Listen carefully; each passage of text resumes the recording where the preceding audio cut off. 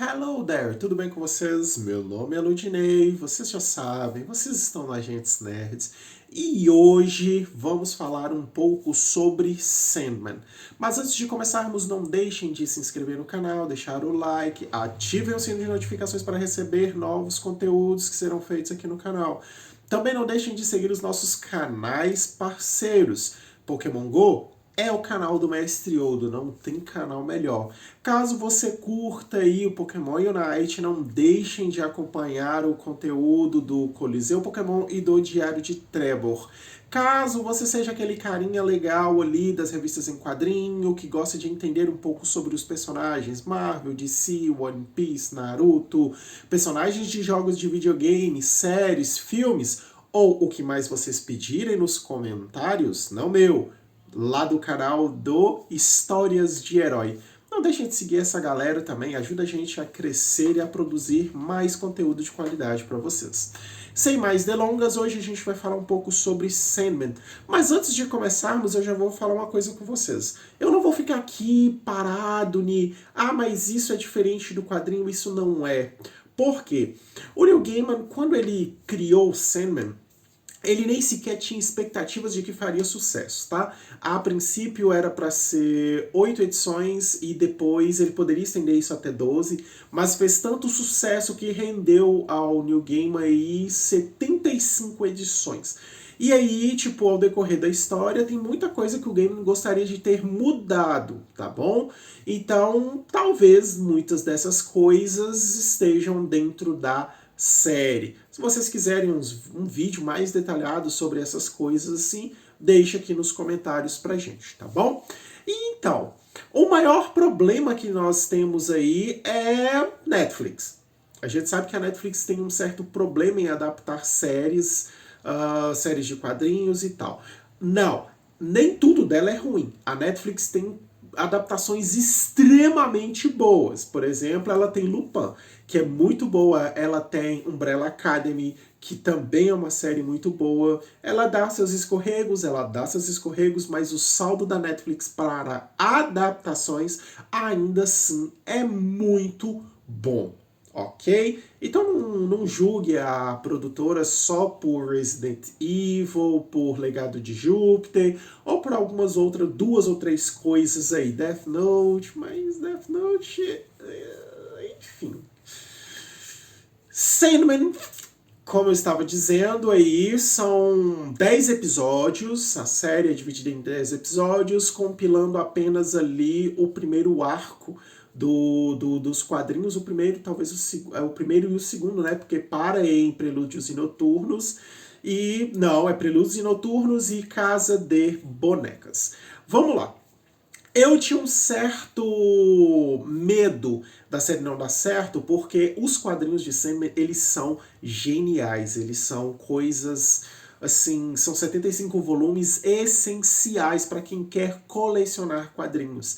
E para quem quer entender um pouco mais sobre mitologias diversas, afinal de contas é uma série que tem ali mitologia nórdica, mitologia grega, mitologia egípcia, tá tudo ali dentro.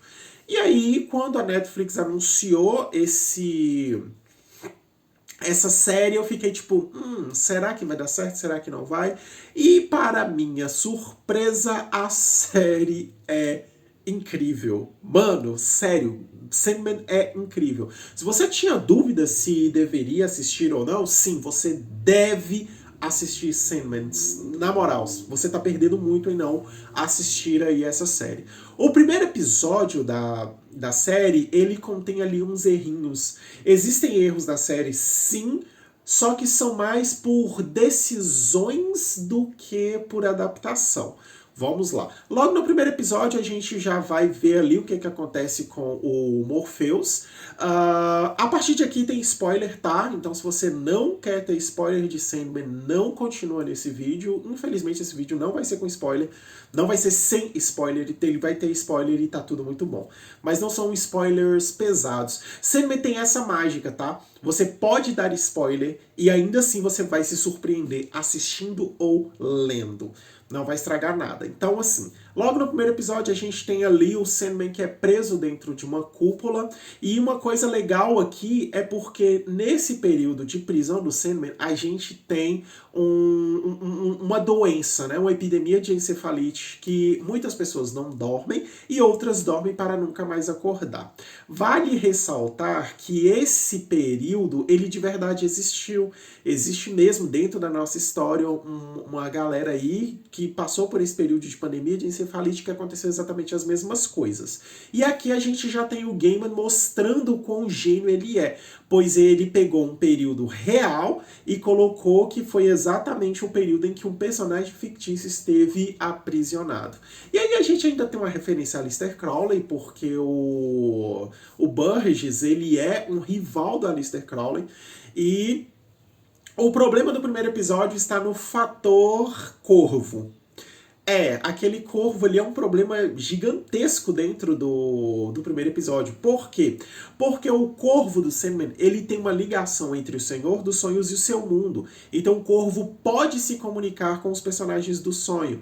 Então o que acontece com o corvo no primeiro episódio? Ele fica ali guardando o Sandman durante todos aqueles anos, mas por que ele não foi pro sonhar e relatou o que tinha acontecido? Ah, mas aquele corvo não conversa, ele não conversa no nosso mundo, no sonhar. Ele pode sim conversar no sonhar, ele pode sim se comunicar com aqueles personagens de lá. Dava muito certo. Até aquela gárgula que tem lá, ela mostra que existe sim comunicação sem essa coisa de ter que ficar falando. Ela se comunica bem, ela passa bem a mensagem, ela não conversa.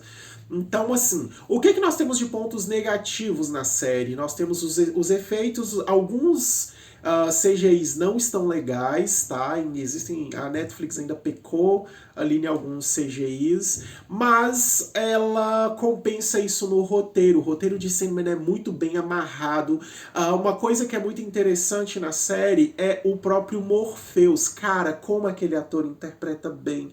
Os movimentos vagarosos, parecendo que ele tá realmente com sono. Os movimentos, a forma de conversar dele, que parece realmente... A gente compra bem a gente compra bem a ideia do cara em ser o Morpheus. Outra coisa de ponto positivo nessa série que eu fiquei, meu Deus, a morte. Sério, a morte ela rouba o episódio. Nos quadrinhos ela rouba todas as páginas que ela tá. Na série ela rouba o episódio inteiro dela. Como aquela mulher consegue caracterizar bem a personagem. E para você que achou que a morte sendo preta não daria bom, cala a boquinha, assiste a série que, cara, como está incrível, como ela tá incrível. Aí entra uma coisa que eu fiquei assim, cara, será que era necessário fazer dessa forma? A série tem muito personagem alterado. Como eu falei, eu não vou comparar com o quadrinho, porque pode ser que tenha sido uma decisão do próprio Neil Gaiman para a série. Só que assim, a série parece que é uma série como se fosse num universo para pretos, sabe? Eu acho isso muito legal. Porque existe no multiverso da DC uma terra em que os heróis são todos negros, né? São todos pretos. E aqui na série a gente vê muito preto. Inclusive tiveram aquelas pessoas que foram questionar o fato de não ter muito gordo na série, tiveram até algumas acusações da série ser gordofóbica, só que não é isso, pessoal. Nós temos sim personagens gordos na série, a própria Desespero é uma personagem assim, e eu tenho uma crítica para fazer, porque no quadrinho ela é uma personagem mais... uma personagem que ela expressa esse desespero. Na série ela não expressa o desespero, ela parece uma garotinha mimada, gordinha, que fica ali só esperando para ser mimada. E não é assim, a Desespero ela transmite essa sensação de realmente ser desesperada. Não é à toa que ela é deformada, tá? Assim, não interpretem errado a minha fala de... Não achem que eu tô falando isso, que gordo tem que ser... Não é isso, pessoal. Eu tô falando que a personagem nos quadrinhos, ela sim, ela é gorda e ela é uma personagem que mostra, ela transmite a sensação de desespero. Por exemplo, o Desejo... Cara, que personagem ambíguo, mano, no quadrinho e na série. Até o Reino do Desespero foi bem caracterizado. Então, tipo, a Desespero não é tão bem caracterizada assim. Outra coisa também que pra mim a série ficou fantástica, além do episódio da morte, é o episódio do inferno. O episódio do inferno, ele é muito alterado, tá? Porque o diálogo que a gente vai ver ali no inferno não acontece com o Lúcifer, acontece com o Corazon.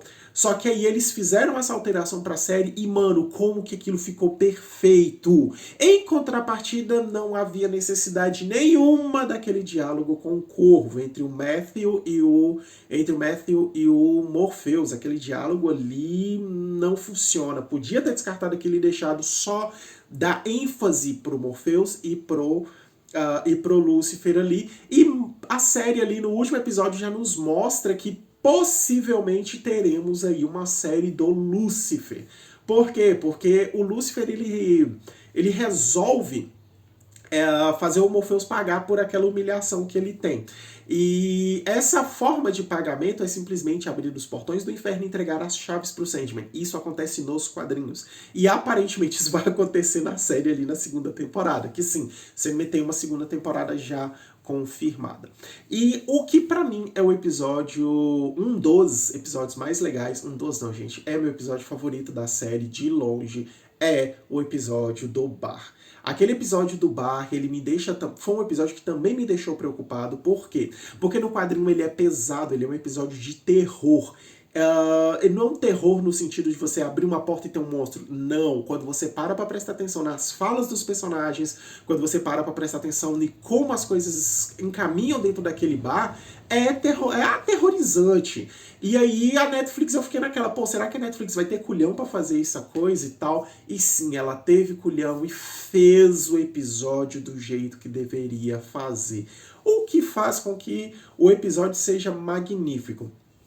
A série conta com alguns personagens de peso ali, né? A gente tem o Lúcifer sendo interpretado pela atriz que tá em Game of Thrones. Tem aquele outro cara que é o do episódio do bar, que ele é também uma pessoa que já tem uma certa experiência aí. Ele tá, se não me engano, ele tem Harry Potter.